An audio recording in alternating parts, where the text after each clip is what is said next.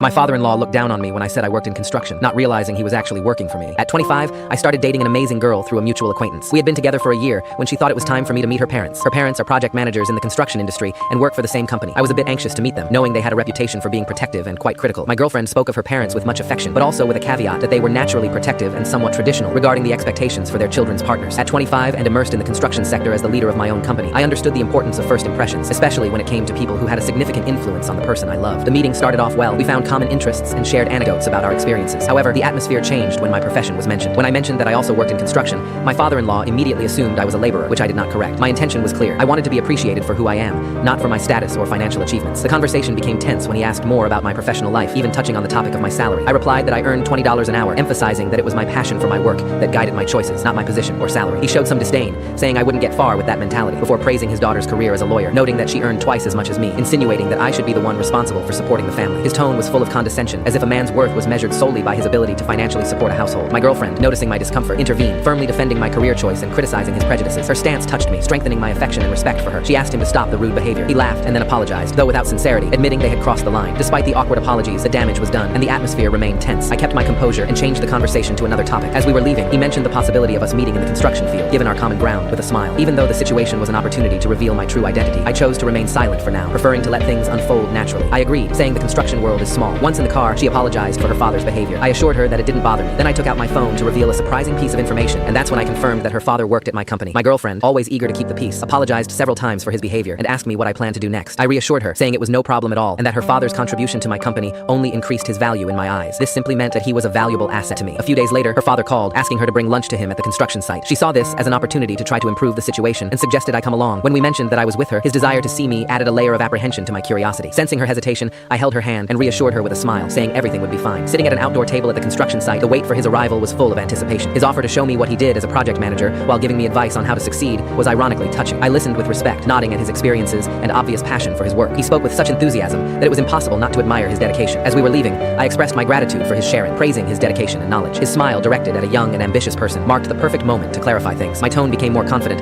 as I told him there had been a misunderstanding about my role in the construction industry. He looked at me perplexed and asked what I meant. I laughed nervously and confessed that I was the owner of the company he worked for. His initial confusion, followed by deep embarrassment, was palpable. His apologies were sincere, and I graciously accepted them, emphasizing the importance of not letting titles influence our relationships. His offer to make amends by inviting me more often, and even for family vacations, was an appreciated gesture. My girlfriend felt guilty, wondering if my intentions were to test his reactions. I reassured her, saying that what mattered most was getting to know each other beyond prejudices and positions. The situation strengthened our relationship, but she still struggles with the fact that her father changed his attitude towards me only because of my position. For me, what matters is that we can all move forward with authenticity and mutual respect. It's clear that the path won't be easy, but I believe this experience will help us build a more solid and true foundation for our relationship.